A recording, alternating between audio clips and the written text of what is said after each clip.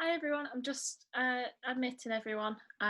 Just so you know, you are going to be muted, but if you want to speak, I'll talk in a minute about how you can do that. So just wait until past and let everybody sort of get going, and then we'll start.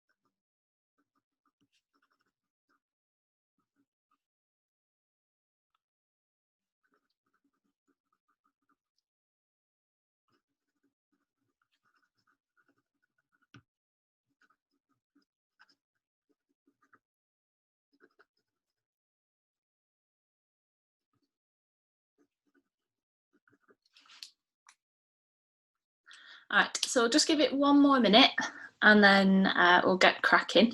So if you can make sure you've got a copy of Streetcar and you've got a pen and some paper, that will be brilliant as well, just because we're going to be doing a few different bits and pieces.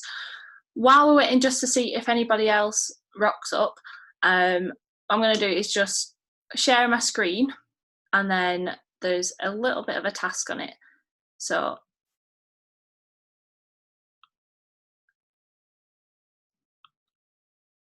just show you that. So yeah, if you can just be having a go at writing down as many language levels as you can think of. So for example, word classes.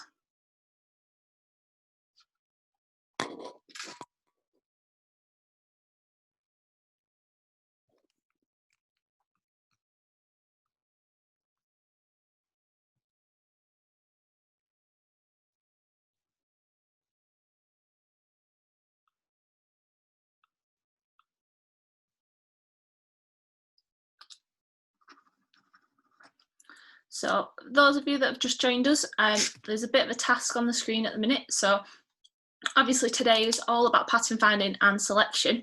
So what I want you to just have a go at doing is just writing down as many different language levels as that you can remember, basically. So I've given an example, for example, word classes, but if there's any that you can remember, just have a go at writing them down. I'll just give you a couple of minutes for that.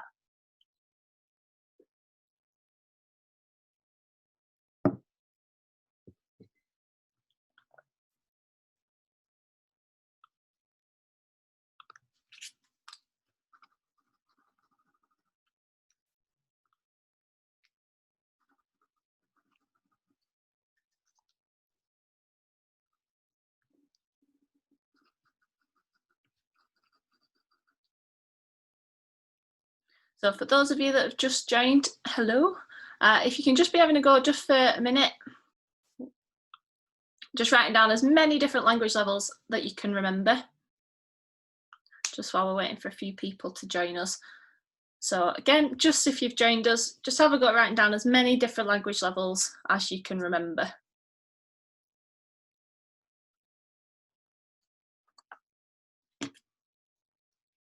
I'll just give it another couple of minutes just to see if anybody manages to arrive.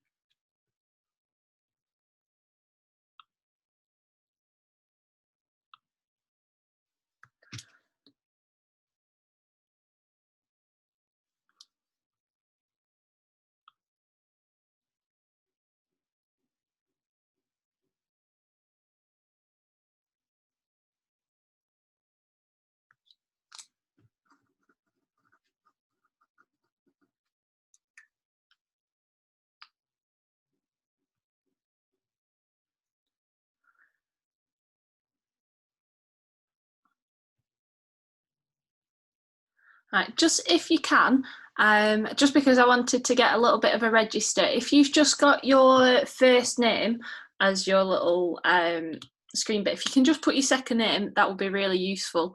There is a way of doing it. I don't think I can show you on here unless I change my screen. Can I do that?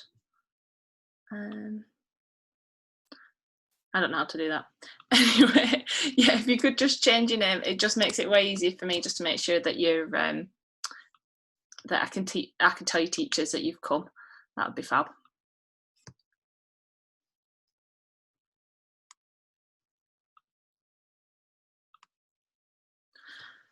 All right, so there is a chat function, and that's kind of going to be one of the ways that we're going to do some feedback.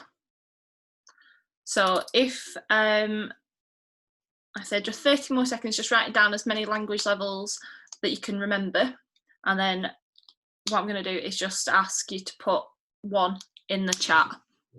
All right.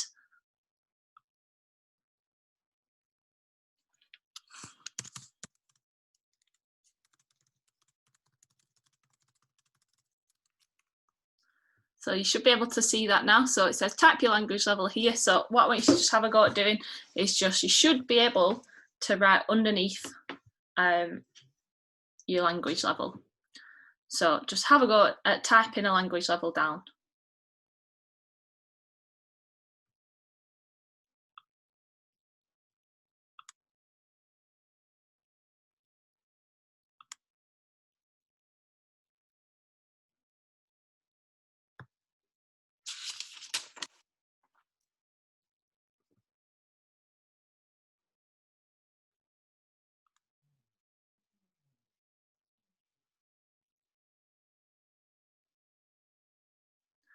No worries, Finn. So language levels, and you know, we've not been doing quite a lot of stuff. Basically, language levels are those bits in the booklet, and I'll see if I can grab my booklet now and I'll show you where they are.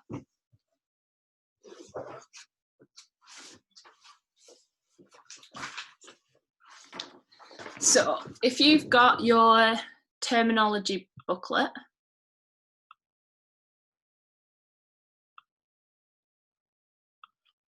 it's that terminology booklet, and on the third page you've got all these language levels, so I'm trying to show you. There we go. So we've got things like lexis and semantics, and lexis and semantics basically covers your word classes, sentence moods, sentence types, all the sorts of bits to do with the construction of sentences, basically. Then your next one, you've got grammar, which, as we've got here, it's all about the kind of different units of words. So that is things like the subject, the object, the suffix, prefixes. If all of this sounds a bit alien to you, don't worry, it's all in your booklet on there, and it basically tells you what you've got to do with that. And the third one is all about kind of phonology. So that is sounds, basically. If you think about phone, it's all about sounds. So thinking about you know, homophones, that's your spoken language features, which obviously for streetcar are quite important, because even though it's constructed speech, we still need to look to see if they're using any of those spoken language features that maybe we picked out for Mike and Sophia and things like that. Then graphology is all about the outline of different text, so how it's presented. Give me 1 second. I think I've got this in here. There you go. So yeah, graphology is all about the layout of the text. So if you think about the Lucy Nisley Paris text that we did, how it's in the graphic novel style, so you've got that sort of the typography, so what the font looks like, what the different how bold words are, what that kind of tells us. And we've got pragmatics, which is all about the sort of how words come across. So that's more spoken language features like back channels, hedging, euphemisms, overlapping, phatic talk, as well as deesis. It also covers some of the theories that you're going to want to include in your NEA and your streetcar essays as well. So some people have already started using face theory or Grice's maxims, which is absolutely brilliant. That's really, really good to see. If you're a bit shaky on those, that's absolutely fine. We've not spent a lot of time on those. So I think Kathy's going to be doing a session on that in a couple of days. And then we've got discourse, which is about spoken language and how that's organised. So sort of the agenda setting, adjacency pairs, turn taking, stuff like that. And then finally, we've got rhetoric. So there's loads of different language levels that we need to consider. So what we want to think about is, you know, why are these important? Why do we need to know, first of all, what language levels are, but also all the individual terms that language levels are in as well. So it's all about, you know, why are they there, basically. So if we're thinking about why they're important, obviously one big thing is going to be because of the mark scheme. So I had a look this morning. Every single question that you get asked in the exam and your NEA has a mark value assigned to terminology, and terminology is all under your AO1. So in terms of where terms and patterns fit in, it's all about AO1. So for Paris, it's 15 marks. For Duffy, it's 15 marks. Handmaids, it's 10 marks. Streetcar, it's 15. UNEA, it's 15. So it's 70 marks overall for the whole paper. So if you only know the difference between a metaphor and a simile, but you don't know what deesis is, you don't know the difference between a superlative adjective and an adverb, that's very much going to limit your marks and obviously then limit the grade that you get overall. So part of patterns, and patterns are all about that AO1, they're all about terms and making sure that you know what the terms are so you can then identify the pattern. So what we're going to be having a look at today is basically, first of all, how we identify patterns, but then also how we then write about them, because it's all well and good being able to say, this is a metaphor. It's like, all right, cool. Why is that important? Or why has she used so many metaphors there? Or why has she used so many superlative adjectives, or whatever it is? All right. So in terms of Streetcar, you've got to look at it in terms of dialogue and stagecraft. So you've got the two different parts, which is a little bit different to some of the other texts that we've looked at so far. So just have a go at writing down what you think dialogue and stagecraft mean. So what do you think dialogue and stagecraft are?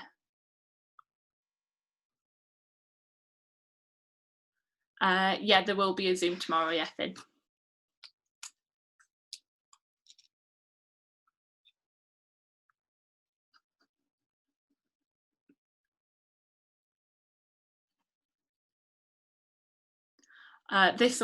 Tomorrow's will be a different one. I can't remember what tomorrow's is on. I think tomorrow Kathy's doing something. So each day at 12:30, there's going to be a different Zoom on a different part of Streetcar. So things like tragedy, faith theory, stuff like that, it'll be covered in a different one. It won't be the same one every day.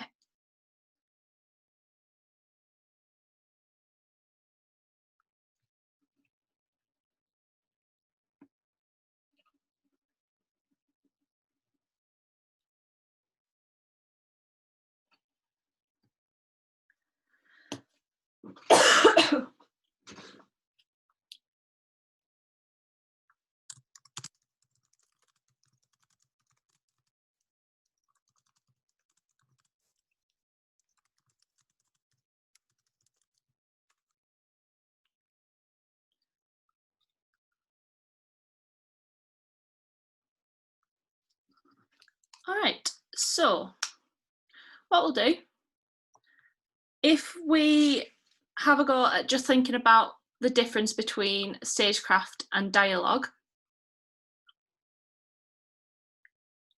what I want you to do is just have a go again in the chat, if everyone can see it. Just have a go at, first of all, writing down. If I ask half of you to write down what you think dialogue is and half stagecraft, let's try it that way. So if Rose, Emily, Jess, and Ruby and Izzy, if you write down what you think dialogue might be, and then Molly, Adam, Alia, Olivia and Grace, if you write down what you think stagecraft is. Stagecraft is maybe a little bit more tricky. Just have a go and we'll see what we come up with.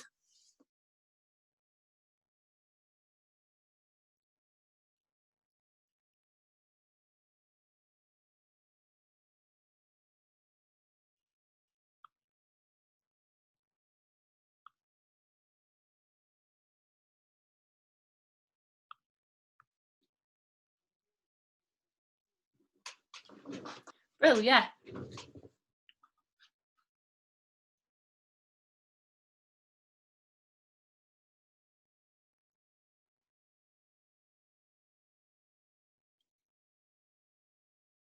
Cracking, some really, really nice answers there. Yeah, brilliant. So, yeah, Molly, stagecraft is definitely the way the author uses stage directions to create an atmosphere. Yeah, that's a really fab definition. Same, Emily and Ruby, dialogue is what's spoken in the play between two or more people. Yeah, basically, dialogue is the stuff that's spoken, isn't it? And then the stage directions and the stagecraft is sort of everything else. Yeah, brilliant. So, and I really like Adam's point where he said they've been set up in that way for a reason, and that's really important to think about, especially for AO2. It's not just, you know, he's not just been kind of writing on his typewriter, oh yeah, and then Stanley slams a cup down, yeah, maybe that'll be good enough. He's done it on purpose like that, hasn't he? So yeah, that's really, really nicely done. Cracking. So what we want to think about is there's going to be different techniques and different patterns that we'd identify in the dialogue and the stagecraft. And while some things might overlap, odds are there's going to be, you know, some very different things in the dialogue. So obviously spoken language features you'd look for in the dialogue, but you wouldn't necessarily do it in the stagecraft, for example. Or adverbs you might look for in stagecraft, but you maybe might not find as many in the dialogue. So let's move that out of the way. There we go. So in terms of dialogue and stagecraft, yeah, it's anything where the characters are speaking. And then the stagecraft is the directions, it's the setting descriptions, the sound and the light directions and everything like that. So stagecraft also covers the plastic theatre techniques that William uses. So like costuming, the noises, basically everything that is not being spoken out loud. So just have a go at writing down 3 techniques that you might expect to find in the dialogue and 3 that you might expect to find in stagecraft. So when we say techniques, we're thinking about terminology. 3 maybe typical things that you would expect to find in dialogue. And, you know, we're through scene 8 now, so hopefully there's things that keep popping up now time and time again. If you want to have a flick through your play, you can do, that's fine. Just give you a few minutes. Just have a go at writing down 3 different ones for dialogue, 3 different ones for stagecraft, and then we'll have a see what we've got.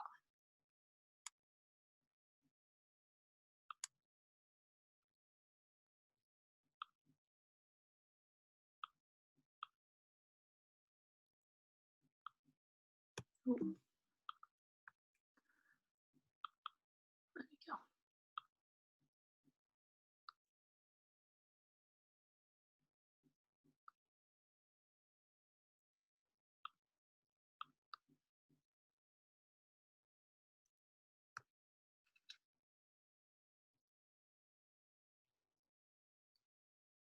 Nice, yeah, there's some really good ones. Definitely. So if we're thinking about a range of language levels, because that's what level 4 and level 5 would want us, think about those ones that maybe we weren't as sure on before. So thinking about rhetoric, where might you get rhetoric?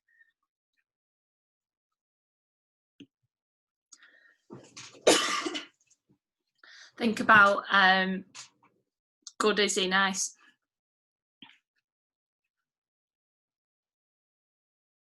Brilliant, yeah.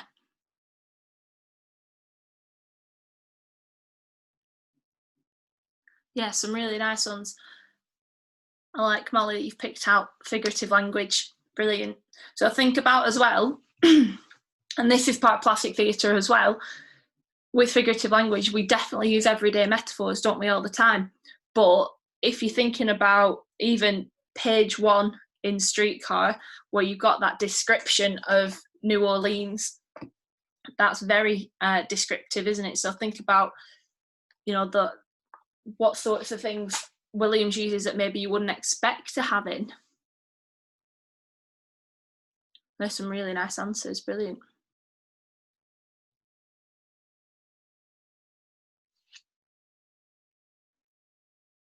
Cracking. Just 30 more seconds, so if you've got any other ideas, put them in the chat, that's lovely.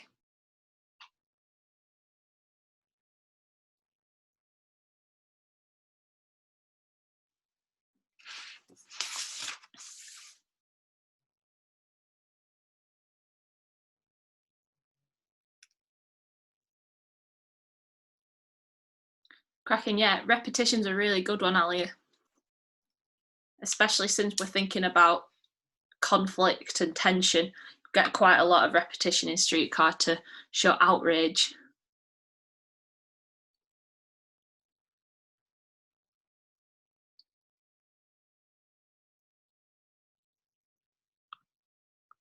Lovely, thank you very much.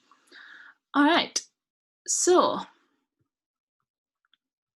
let's have a look at yeah, so these basically all the stuff that we've talked about, they're all things that we could pick out to analyse as patterns, aren't they? They're all really, really nicely brought together.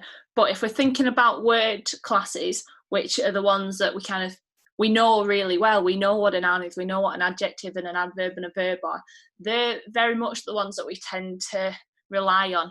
And it's the same every year. I've been teaching Combi for the last 6 years, and it's the same every year. It's very easy to slip into I'll pick out loads of word classes and then that's it. But what we want to make sure that we're doing, like we've been doing, picking out sentence types, picking out sentence moods, picking out some spoken language techniques. We want to make sure that we've got a really nice diverse range of techniques rather than just trying to rely on adjectives and adverbs, which it's very easy to do. Especially with stage directions, verbs and adverbs are brilliant things to pick out because they definitely help to show intention. And if you're trying to kind of show that there's conflict, if somebody slams something down angrily, that's definitely going to show us that they're angry, isn't it? So, brilliant. All right, so what we're going to do is have a look at an extract. So this is taken from page 77 and page 78. And I thought it might be useful if you had it in front of you. I know a few people in my class have been annotating really well in the plays, but especially if you're just answering the questions on paper, maybe your play is looking a little bit forlorn. So it might be worth making some notes as we're going actually in your play. So it's on page 77 and 78. It's only a little bit. So we've got, apparently Mr. Kowalski was not amused. I'm not going to do the accent, that would be horrendous. Mr. Kowalski is too busy making a pig of himself to think of anything else. That's right, baby. Your face and your fingers are disgustingly greasy. Go and wash up and then help me clear the table. He hurls a plate to the floor. That's how I'll clear the table. He seizes her arm. Don't ever talk that way to me. Pig, Polak, disgusting, vulgar, greasy. Them kind of words have been on your tongue and your sisters too much around here. What do you two think you are? A pair of queens? Remember what Huey Long said? Every man is a king, and I am the king around here, so don't forget it. He hurls a cup and saucer to the floor. My place is cleared. You want me to clear your places? Stella begins to cry weakly. Stanley stalks out on the porch and lights a cigarette. All right, so this is a really nice passage, purely because the exam is all about tension and conflict, and this is a really concise bit of tension and conflict. So what we're going to do is just have a think about the patterns that we can start to see. So we're going to have a look and try and have a think about the different language levels. So it's about trying to address the dialogue and the stage directions. So I'm just going to give you about, again, another few minutes, just have a read through and think about that list of language levels that we've got. So if you want to pick out individual word classes, that's fine, but try and diversify. Can you find any metaphors? What sentence moods have we got? Is there any semantic fields? Because you could talk about those. Any repetition? How is that conflict coming through? So I'll give you a few minutes just to have a think about it and write some notes down, and then we'll come back to it in a couple of minutes. All right, so don't worry about writing anything in the chat for the time being. Just have a go writing it in your play.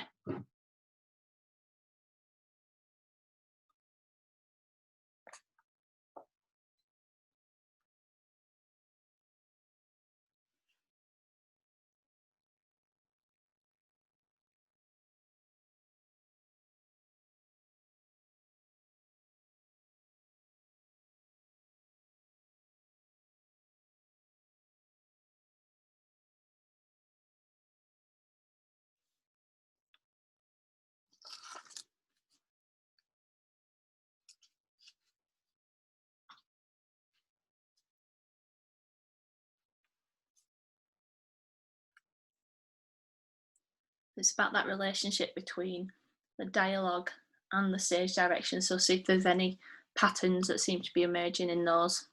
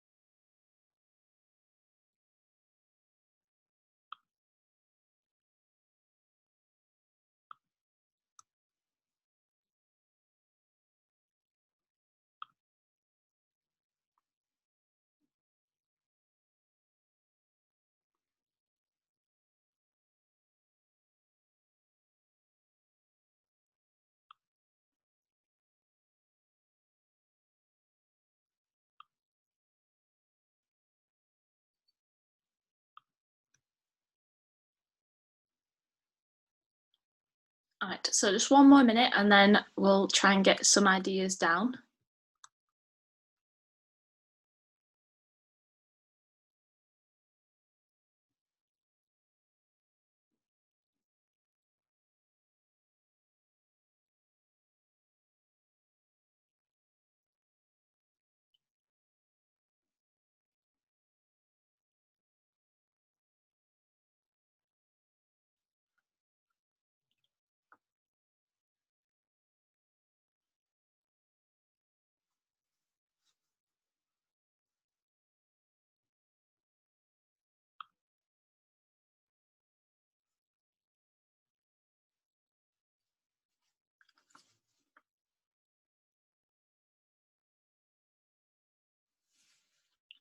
So there's different types of questions.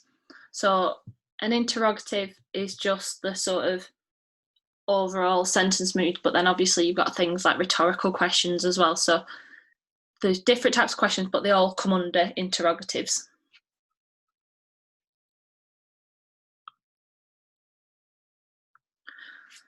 All right, so if you want to just have a go at just putting down one or two patterns that you found, like I said, if you found word classes, that's absolutely fine. But if there's anything different that you think you've noticed, that would be brilliant as well. And we'll try and get a range of different things that we've all picked up on.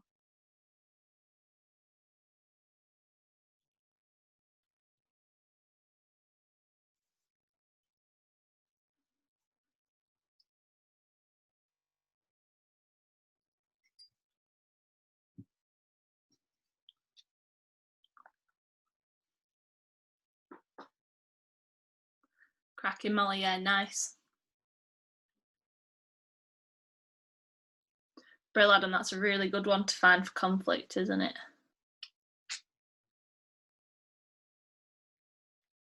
Brill, Emily, yeah. Got some really nice ideas coming up, and these are the sorts of things that are useful to come out. Good, Rose, yeah, everyday metaphors are being used really well, and that's part of spoken language as well, isn't it? Yeah, Jess, nice.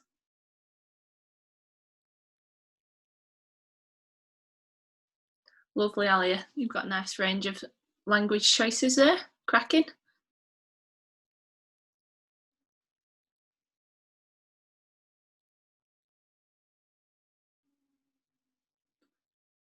Good, Molly. Yeah, that's something that we're going to come back to.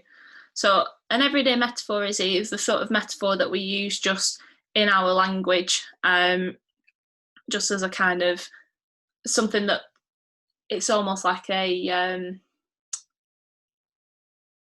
we don't even notice it anymore, but it's where we compare. So for example, what do you think you are, a pair of queens would be a good one, or you're like a pig. Yeah, good example, Rose. Is there a pattern of imperatives? Yes, there is. Yeah, that's one of the first things that I've picked out as well. Yeah, so, and again, we'll look at that because that's really important, isn't it, when we're thinking about how Stanley likes to be seen. If she's bossing him around in front of her sister, Stanley's not going to be impressed by that. Cracking. So what I'll do, I'll show you some of the things that I picked out. So I got formal terms of address used sarcastically, so Mr. Kowalski, and then that sort of juxtaposition with calling him a pig.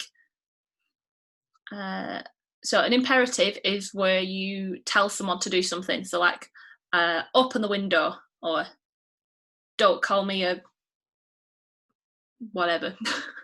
It's where you're demanding they do something rather than requesting it. So rather than, please, could you open the window? It's open the window. So kind of, you've got metaphors being used, like we mentioned, the everyday metaphor of pig of himself, but also the rhetorical kind of, who do you think you are, a pair of queens. The imperative definitely makes Stanley feel inferior, yeah. Because he likes to feel like he's the boss, doesn't he? And if she's telling him, you know, clean your mouth up and help me tidy these plates, he's not going to be impressed with that. So yeah, like we've got the imperative Stella and then Stanley, so she goes in and tells him what to do and he's not impressed by that. So that's where you've got the repetition of don't. You've got the declaratives and the dynamic verbs. We mentioned hurl being repeated. Stanley, that kind of animalistic imagery coming back as well. So hurling, seizing, stalking, all the way through. Stanley's described as a predator, which is that sort of foreshadowing towards the end of the play. Got the rhetorical questions, who do you think you are? Want me to clear yours, which is quite aggressive as well. We've got those exclamatories where he's almost, you know, she's disgusted by him, but he's also not impressed, but he is sort of thinks it's almost funny that she's challenging him and he's furious. You've got this semantic field of body parts. So you've got, I think it's tongue, tongue, face, fingers, so you've got that semantic field of body parts. Then we've got the adjectives in that asyndetic list, so pig, Polak, and then the repetition, like we said, of hurl and floor as well, which again creates that aggressive tone. So one really good way of sort of practicing streetcar and getting ready for another essay that I think we're setting next Friday is by practicing picking these things out. So thinking, right, different language levels, what can I look at? Rather than just going straight into your kind of, you know, dynamic verbs. I've tried to think about different things before I actually get to the word classes. As I've mentioned to my class quite a few times, if you find a pattern of dynamic verbs, that's brilliant. But if you just write a list of, like we've got here, hurl, seizes and stalks, if you write a paragraph on that, all you're going to be able to pick out is the dynamic verbs. You can maybe link to the metaphor of the animal imagery as well. Whereas if you have slightly larger quotes where you find a pattern, say, of imperatives or exclamatories, and then you go and look at the individual words, it gives you more way of looking at different techniques, which is obviously kind of the aim of this, isn't it? It's to look at different ranges of patterns. All right, so what I've done is have a think about, you know, obviously it's good to be able to find the techniques. It's nice to be able to locate patterns of whatever, but we also need to be able to write about them. Like we said at the beginning, if you can identify a metaphor, fab, but if you just say, look, there's a metaphor, you're not actually analysing, so we need to think about what we're going to say about it. So that's where PETAL paragraphs come in. So if we're just looking at the question, really generally, how is conflict created in this extract? What I've done is just pick out one of those patterns that we've looked at before, just have a go at writing up a paragraph, just so you can see what it would look like. So I've split it up. So if we're rewriting the question as a statement, so conflict is created through a pattern of metaphors which firstly threatens Stanley's positive face needs of being seen as powerful, therefore leading him to try and protect it through aggression. So if you're not sure what face needs are, this is a theory that comes in. Kathy's doing a session on face in a couple of days, but it's effectively, the two different premises are, we all have a face that we want protected. Your positive face is the way that you want the world to perceive you. So for example, Blanche wants to be seen as being young and beautiful. Stanley wants to be seen as being dominant and an alpha male. Whereas because Stella is kind of, like we mentioned, though, using those imperatives, that is challenging his face needs. That's suggesting that she doesn't see him as this alpha male and she feels like she can dominate him, which is why he then lashes out. So that's positive face, and then you've got negative face, which is where you use imperatives and telling people what to do as well. So like we said, if I asked you politely, oh, would you mind going to the fridge to get me a drink, that would be quite a nice way of asking someone something. That's fine. Whereas if I said, go to the fridge and get me a drink now, maybe you don't want to do that. That's threatening your negative face needs. So that's kind of what face needs are, but obviously Kath will go into a bit more detail on that. So yeah, Stanley's positive face as being seen as powerful is being challenged. So he then goes on the offensive and tries to protect it through aggression. So then we've got 3 quotes rather than 3 individual words. So making a pig of himself, a pair of queens, and the king around here, so don't forget it. So the concrete noun pig has connotations of farmyard animals who are dirty. Pigs are particularly known for rolling in their own filth. This creates the impression that Stella sees her husband as dirty and disgusting. Stanley wants to be seen as strong and powerful, seen when he uses the concrete noun king to describe his status in the household in the exclamatory. By also using multiple rhetorical questions, he challenges the sisters' faces by implying that they are no better than him and should not be laughing at him. The modal verb don't and personal pronoun you, directed at the sisters, is in the imperative don't you forget it, creates an ominous tone reminding the women of their position within the household, and could also lead to events escalating, as seen in scene 3 when Stanley hits Stella after his friends side with the women's request to leave the radio on. So that's your kind of analysis part of it. So we're picking out individual words, we're saying what it suggests, saying why it might suggest that. Obviously you could go into the exploring the sort of the connotation of queens as well, so they think that they're better than him and that kind of thing. There's loads of other things that you could look at. I've just picked out what I think are the important bits from here. Then what I've done is gone and done the link, which I think is the bit that a lot of people struggle with at this point in Streetcar, and that's totally normal, you know, especially because we've not been in college. A lot of the stuff, when we put in context, a lot of it is just sort of off the cuff as well, and just like, oh, also remember to think about this thing. So that's why we're doing these sessions every day. So there's going to be loads on context of tragedy and conventions and stuff like that. So if you kind of were a bit shaky on that, make sure that you go to those. And also in the Streetcar booklet, there is loads of stuff in the back of the booklet about this, about AO3 as well. But just for this paragraph, by reminding the women of where they stand in the household, Stanley is reinforcing the traditional gender stereotypes that would have been experienced in the 1940s. As he would have provided money for the household, this would have created a precarious imbalance in the power dynamics of the couple, reminding Stella that if she strays too far from the line, she could be left destitute while heavily pregnant. Modern audiences may also recognise the toxic masculinity of this approach, foreshadowing the events in scene 10 when Blanche again challenges Stanley's face as he attacks and rapes her. So I've linked it to the kind of social context and also audience here. You might also link it to tragic conventions, the fact that it's a play as well. What you want to make sure that you're doing in an essay is talking about stage directions and dialogue, not only because obviously the two things make up the play, but also when you're talking about the stage directions, it makes it way easier to talk about genre conventions and mode as well. So how do you know that it's a play? You talk about the stage directions, you talk about the plastic theatre techniques, that kind of stuff. Does anyone have any questions on any of that I've written? If you have, just send them through.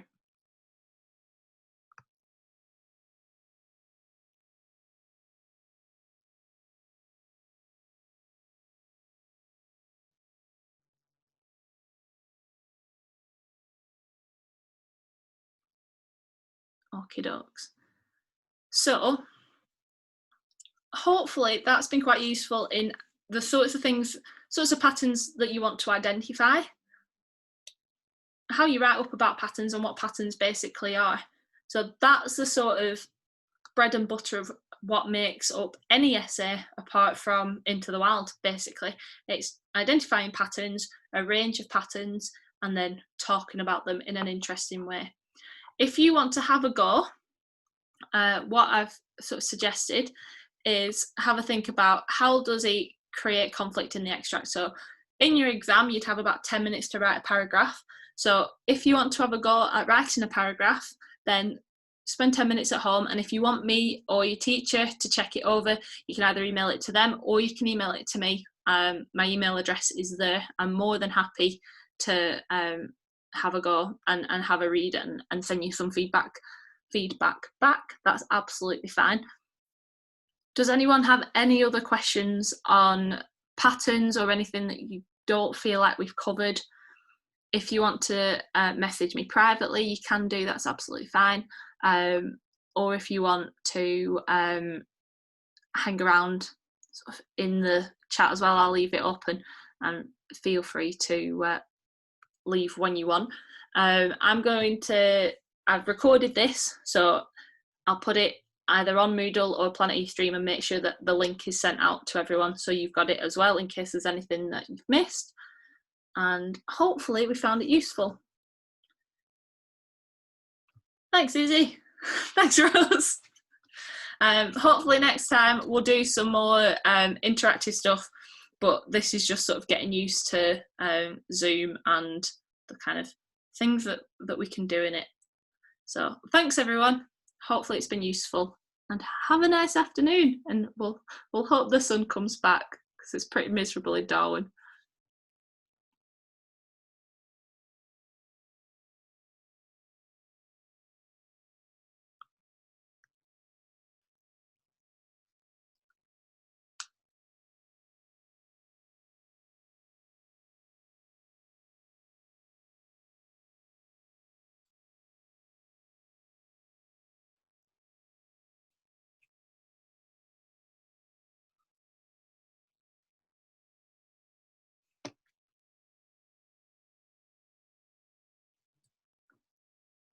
So if you can't work out how to, oh, there we go. Have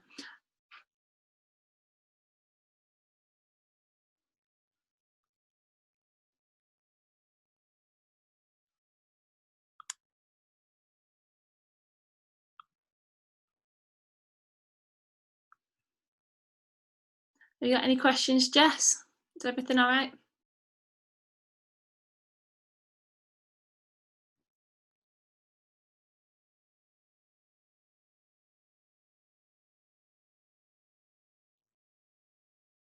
Don't worry.